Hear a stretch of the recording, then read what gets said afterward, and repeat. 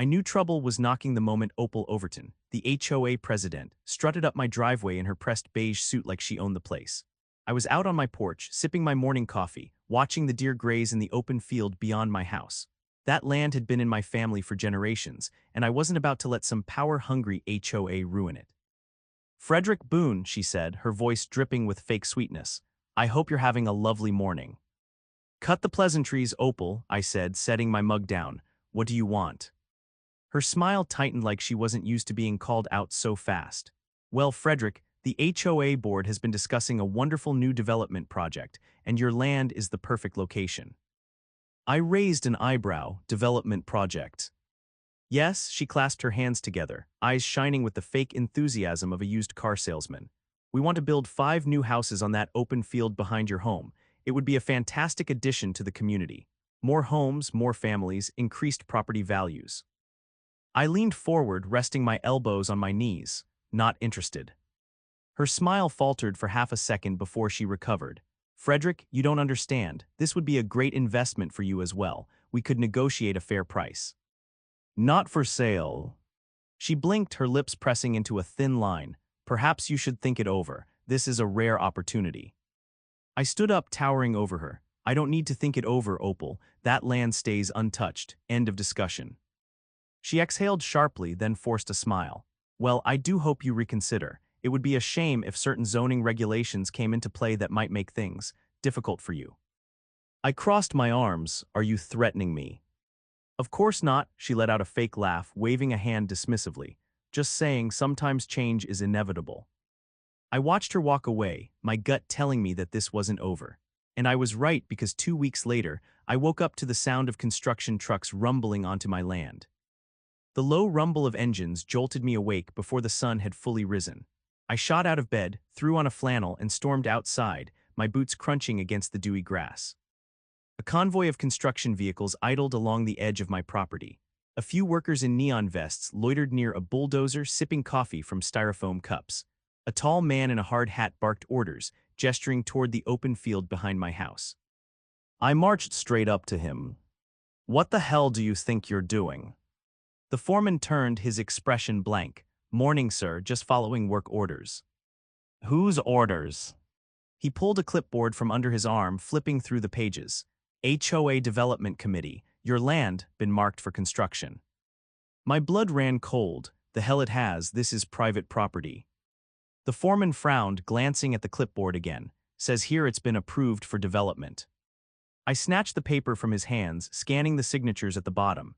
There it was, Opal Overton's name, bold as brass, stamped next to an official-looking seal. I clenched my jaw. "This is fraud. I never approved this." The foreman shifted uncomfortably. "Look, sir, I just follow the contracts they give me. You got a problem, take it up with the HOA board." I stepped in front of the bulldozer. "No one moves a single rock until I sort this out." The workers exchanged glances, unsure of what to do. The foreman hesitated, then sighed. "Fine, I'll hold off until I get clarification." He turned to his crew. "Stand down for now." I didn't waste a second. I strode back inside, grabbed my keys, and headed straight for the HOA office. The office was housed in a sleek little building near the community clubhouse. When I pushed through the glass doors, the receptionist barely looked up from her computer. "I need to see Opal now." She gave me a tired glance. "Do you have an appointment?" "This isn't an appointment kind of situation." She sighed, typing something on her keyboard. "She's in a meeting." "Then I'll wait." I folded my arms, planting myself in the lobby. It took less than 5 minutes for Opal to appear. She must have known I was coming because she looked completely unbothered. "Frederick," she said, her tone syrupy. "What a surprise." "Cut the act," I snapped. "You fraudulently approved construction on my land." She placed a manicured hand over her chest. "Fraud, that's a strong accusation." I shoved the paperwork toward her. "Your name's all over this." She took a slow glance at the page, then handed it back with a dismissive smile. "The board approved the development. It's all perfectly legal." I narrowed my eyes. "You forged my consent." She sighed dramatically. "Frederick, you're being unreasonable. This project benefits everyone." I stared her down. "You don't have the authority to take my land." She tilted her head. Actually, under certain zoning regulations, the HOA has the right to reallocate unused land for community development. I scoffed, that's a lie. She shrugged, feel free to consult a lawyer, but by the time you do, construction will already be well underway. That was the moment I realized she'd planned this perfectly. She wanted to overwhelm me with bureaucratic red tape until it was too late to stop her. But she had underestimated me. I turned on my heel and walked out. I wasn't about to waste time arguing with her. I had a better plan. Back home, I went straight to my office and pulled out every property document I owned. My grandfather had been meticulous about record keeping, and I still had the original deeds from when my family purchased the land over a century ago. I flipped through the pages until I found what I was looking for, a clause that explicitly stated the property was exempt from any HOA jurisdiction. I smiled to myself. Opal had played dirty, but she hadn't done her homework. I made a few calls, first to my lawyer, then to a local news station. If Opal wanted a war, I was more than happy to give her one. The next morning, I was waiting when the construction crew arrived. This time, I wasn't alone. A reporter from the county newspaper stood beside me, microphone in hand, while my lawyer reviewed the documents. The foreman looked visibly uncomfortable as he stepped out of his truck. "Sir, we got a call from the HOA saying we could proceed." I held up the deed. "This says otherwise." The reporter turned to him. "Sir, are you aware that this land is not under HOA jurisdiction?" The cameras rolling made the foreman hesitate. I was just following orders." My lawyer stepped forward. "If any of your equipment so much as touches this property, we'll file immediate legal action for trespassing and property damage." The workers started murmuring amongst themselves. Then, as if on cue, Opal arrived. She stepped out of her Lexus, her expression carefully composed. "What's going on here?" she asked, feigning innocence. The reporter wasted no time. "Ms. Overton, do you have a comment on the allegations that the HOA illegally approved construction on private property?" Opal's face twitched. "There's been a misunderstanding." I crossed my arms. "No misunderstanding, just fraud." She forced a laugh. "Frederick, let's be reasonable." "No, let's be legal." I handed the reporter a copy of my property records. "This land has been in my family for generations, and the HOA has zero authority over it." The reporter turned back to Opal. "Ms. Overton, would you care to explain why the HOA approved a construction project on land it does not own?" Opal opened her mouth, then closed it. The foreman took a step back. "We're packing up," he muttered to his crew. The workers wasted no time loading up their equipment. Within minutes, the bulldozers were gone, and Opal was left standing there, humiliated. She turned to me, her voice low. "You made a mistake doing this publicly." I smiled. "No, Opal, you made a mistake thinking you could steal from me." She glared for a split second before storming back to her car. I watched her drive off, knowing full well this wasn't over. Opal didn't lose gracefully, but neither did I. I wasn't naive enough to think Opal would back down after one public humiliation. She had spent years consolidating power in the HOA, bending rules in her favor, and steamrolling anyone who stood in her way. One setback wouldn't stop her. If anything, it would make her more reckless.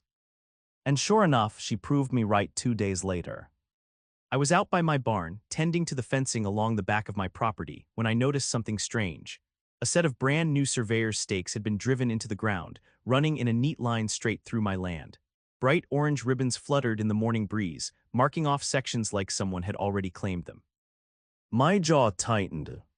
I crouched down, yanking one of the stakes from the dirt. The marker had a label attached, stamped with the HOA's insignia. That was all the proof I needed.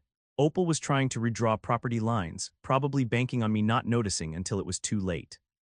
I was done playing defense. I walked straight back to my house, grabbed my phone, and made a call.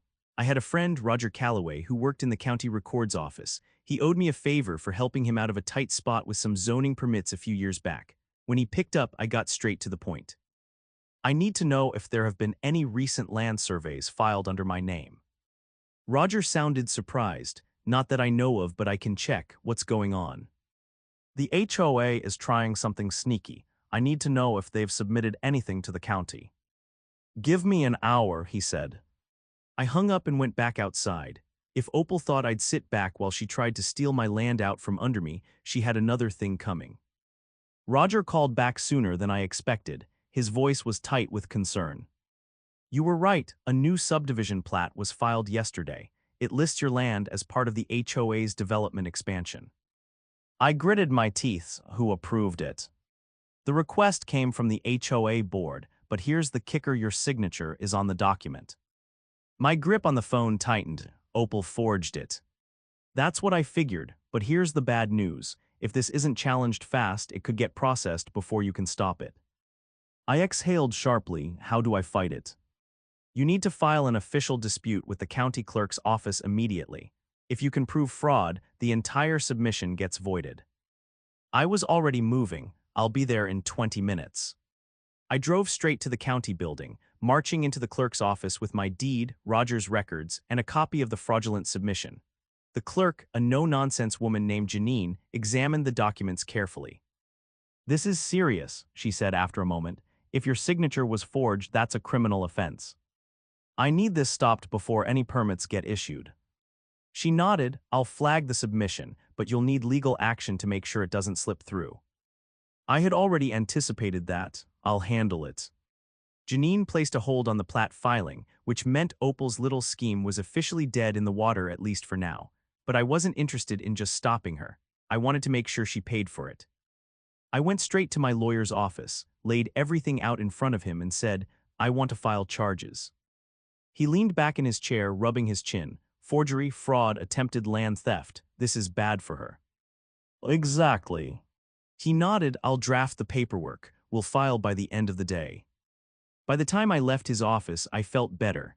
Opal had pushed too far this time. That evening, I was sitting on my porch when I saw her Lexus pull up to my driveway. She stepped out, walking toward me with the forced confidence of someone who knew they had messed up but wasn't ready to admit it. I didn't stand. I just sipped my coffee and waited. "I heard you filed a legal dispute," she said, her tone light. I didn't respond. She sighed. "Frederick, let's be rational about this." I set my cup down. "Rational? You forged my signature on a county document." She waved a hand dismissively. "It was a minor technicality. The development is in everyone's best interest." I stared at her. "You committed fraud." She smiled, but it was tight. "This doesn't have to get ugly." "It already is." Her eyes flickered with something close to frustration. "Look, I can make this worth your while. We can negotiate a deal." I shook my head. "I'm not interested in negotiating with a criminal." Her nostrils flared slightly. "You're making a mistake." "No, Opal, you did." She studied me for a long moment, then turned on her heel and walked back to her car. I watched her leave, knowing full well this wasn't the last I'd hear from her. But she had finally realized something important: she wasn't going to win. And that, more than anything, made this fight worth it. Opal didn't show up again for 2 days, but I knew she was scheming behind closed doors. The woman never quit when she wanted something, and she had spent too long ruling this HOA to accept defeat easily. Sure enough, I got a call from my lawyer the morning of the third day. "She's trying to countersue," he said, his tone edged with disbelief. "Claims you're obstructing community development and that your land was annexed into the HOA years ago through an oversight in county records." I let out a sharp breath. "That's nonsense, and she knows it. She's banking on the idea that if she can tie you up in court long enough, you'll crack." "She's wrong." "I figured as much," he said. "I've already pulled the county's historical zoning records. Your land has always been separate. There's no loophole she can exploit." I leaned against my truck, gripping the phone tightly. "Then we hit her with everything we've got." "That's the plan. I'll draft a formal response and escalate the fraud charges. She's playing a dangerous game, and it's going to backfire spectacularly." After hanging up, I drove into town to meet with a few neighbors who had been dealing with their own HOA nightmares. A retired veteran named Hank had been fined repeatedly for having an American flag on his porch. A single mother named Lisa had been harassed over the color of her mailbox. The HOA had been bleeding the community dry for years, and people were fed up. When I walked into the diner where we had agreed to meet, Hank gestured for me to join them. "Heard about what happened," he said. "Opal finally messed with the wrong guy." Lisa leaned forward. "What's our move?" I set my hands on the table. "We go public. We hit her with everything at once. The fraud, the corruption, the harassment. If we can get enough people to testify, we can force a recall vote." Hank let out a low whistle. "You're talking about taking down the whole board." "Exactly." Lisa nodded. "I'm in. People need to know what's really going on." Over the next 24 hours, we gathered testimonies, compiled evidence, and reached out to every homeowner who had ever been burned by Opal, HOA. By the time we were done, we had over 30 people ready to speak out. The next HOA meeting was scheduled for Friday night at the clubhouse. Normally, these meetings were quiet affairs where Opal steamrolled over any dissent. This time, it was different. The parking lot was packed, and the tension in the room was thick as residents filled every available seat. Opal took her usual place at the front, but when she saw the crowd, her confident mask slipped for a fraction of a second. Then she smiled, as if she still had control. "Welcome, everyone," she said smoothly. "I'm glad to see such a strong turnout. Now let's get started." I stood up, "Not so fast." She arched an eyebrow. "Mr. Boone, this is a structured meeting. If you'd like to speak, you'll need to wait your turn." I held up a folder thick with documents. "I think we'll be handling things a little differently tonight." Murmurs rippled through the crowd. Opal's smile didn't reach her eyes. "If you have a concern, you're welcome to submit it to the board." Lisa stood up. "We're done submitting complaints just to be ignored." Hank rose next. "We're here to talk about the fraud you've been committing." Opal's expression hardened. "That's a serious accusation." I stepped forward, holding up the forged documents she had submitted to the county, like forging my signature to steal my land. Gasps filled the room. "Or the fines you've been handing out without legal basis," Lisa added, holding up a list of bogus violations. Hank tapped a stack of papers. "Or the fact that HOA funds have mysteriously been disappearing for years." Opal's face paled. "This is outrageous." "No," I said. "What's outrageous is that you've been getting away with this for so long." The room erupted. People shouted about fines, unfair treatment, and years of bullying. The board members looked rattled, shifting uncomfortably in their seats. Then came the final blow. From the back of the room, a man in a suit stepped forward. He was from the county auditor's office. "We've been reviewing financial records," he said, "and there are significant discrepancies in the HOA's accounting." Opal's mouth opened and closed. "The county will be conducting a full investigation," the man continued, "effective immediately." The silence that followed was deafening. Then one by one people started calling for a vote, a recall vote. By the end of the night, Opal and her entire board were removed from power. The next morning I stood on my porch, watching as moving trucks pulled up to Opal's house. She was leaving, her reign of terror finally over. She caught my eye as the movers loaded the last of her belongings. "You think you've won," she said coldly. I just smiled. "I don't think I know." She turned away without another word, climbing into her car and driving out of the neighborhood for good. For the first time in years, the community was free, and as I looked out over my land, untouched and still mine, I knew I had done the right thing. With Opal gone, the neighborhood breathed a collective sigh of relief. People who had spent years under her thumb were starting to reclaim their homes, painting their doors whatever color they pleased, flying flags without fear of fines, and finally enjoying their properties without constant harassment. But just because she was out of the picture didn't mean the damage she had done would disappear overnight. The very next morning, I got a call from Hank. His voice was sharp with irritation. "The HOA's finances are a mess," he said. "We knew she was stealing, but it's worse than we thought."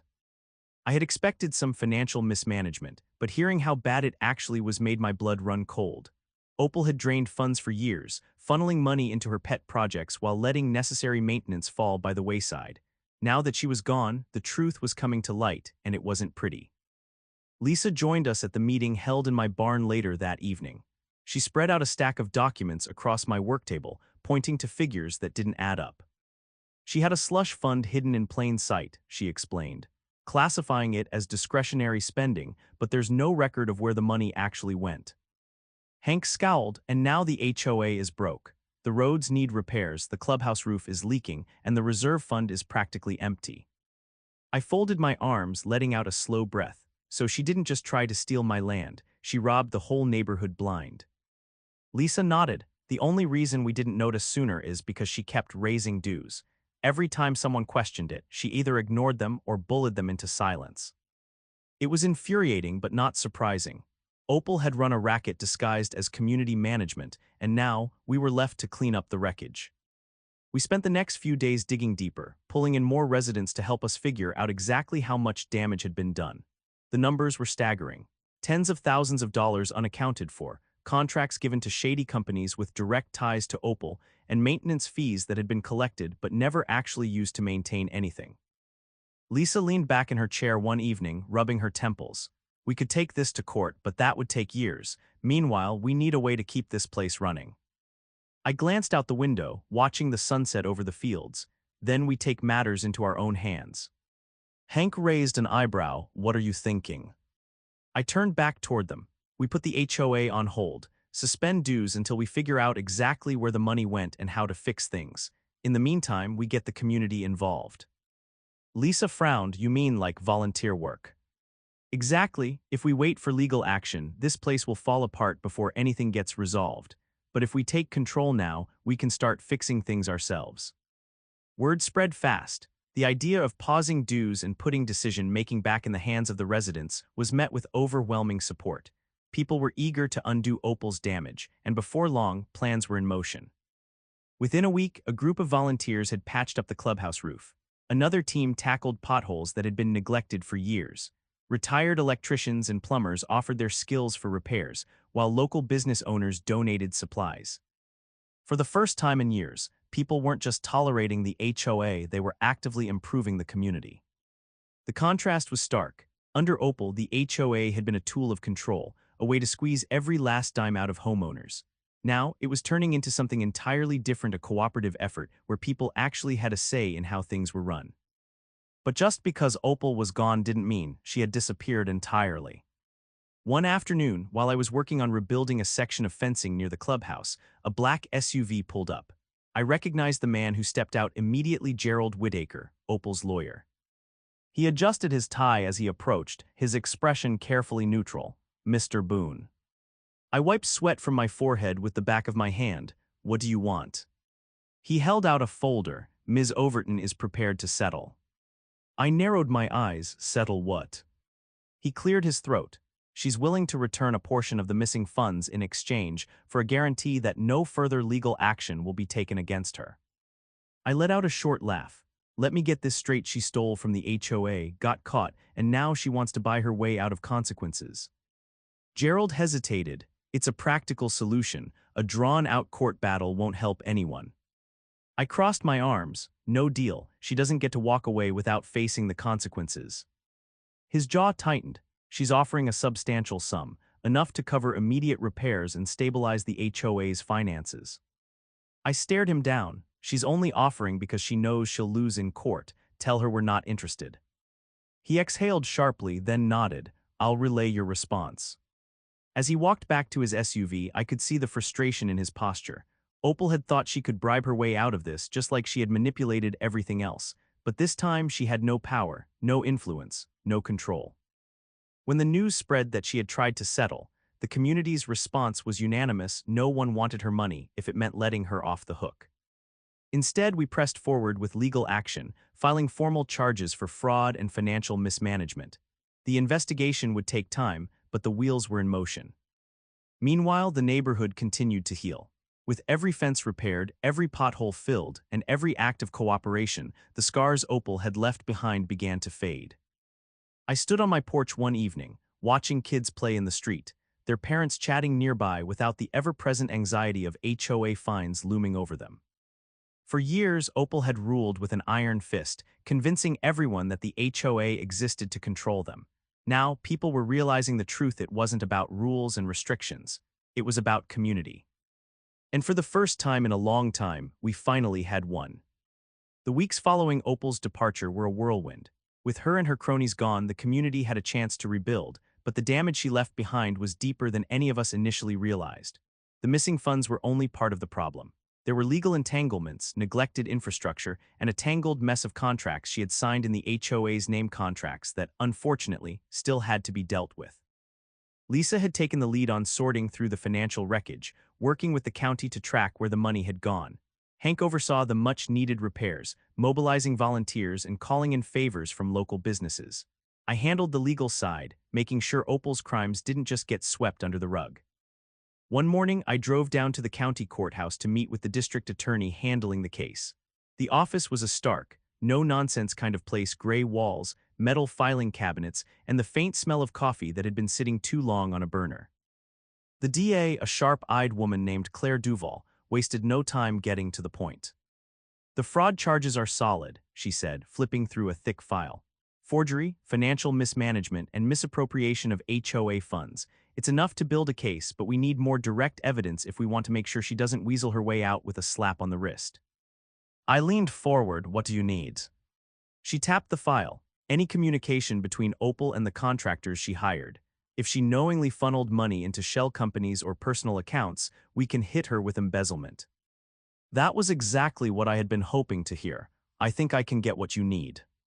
Back at home, I met with Lisa and Hank to go over what we had. Lisa had been combing through every email, invoice, and bank statement she could get her hands on. She pulled out a thick binder and flipped to a section marked Contracts. Look at this, she said, pointing to a payment record.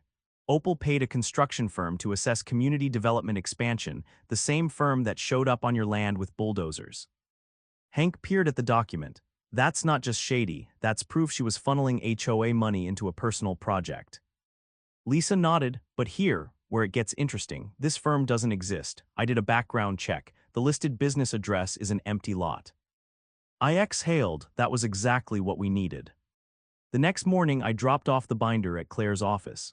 She scanned the pages, her expression shifting from focused to satisfied. This is what we were missing, she said. With this, we can subpoena her financial records and track where the money actually went. If she's got hidden accounts, we'll find them. Opal's downfall wasn't just inevitable now, it was imminent. While the legal wheels turned, the community kept pushing forward. Volunteers continued fixing the damage Opal had ignored for years, and morale was higher than it had been in a long time. One evening, Hank and I stood by the clubhouse, watching as a group of neighbors repainted the trim. The place looked better already. Feels different, doesn't it? Hank said. I nodded. For the first time in years, people actually care about this place. Lisa walked up, wiping her hands on a rag. And they're not scared anymore. No more surprise fines, no more ridiculous rules, just people looking out for each other. It was a far cry from the community Opal had run into the ground. 3 weeks later, the news broke. Claire's office had gathered enough evidence to formally charge Opal with embezzlement, fraud, and forgery. The county issued a warrant for her arrest, and within days she was taken into custody. I didn't bother going to the courthouse for the arraignment, but Lisa did. She filled us in later. She tried to act like it was all a misunderstanding, she said, but when the judge denied her bail, she looked like she was going to faint. Hank laughed. Guess she finally realized she's not above the law. With Opal out of the picture for good, the last piece of the puzzle was figuring out what to do with the HOA itself. After a long discussion with the community, a decision was made to dissolve it. We held a final vote, and the result was nearly unanimous.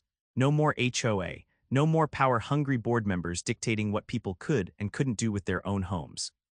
The neighborhood was finally free. On the day the dissolution was finalized, I walked out to the field behind my house, the same land Opal had tried so hard to steal. The grass was tall, swaying in the summer breeze, untouched by bulldozers. This land had been in my family for generations. Thanks to the people who had stood with me, it would stay that way for generations to come. As I looked out over the open space, I felt something I hadn't felt in a long time: peace. Opal had tried to take everything, but in the end, she had lost it all. And that was justice.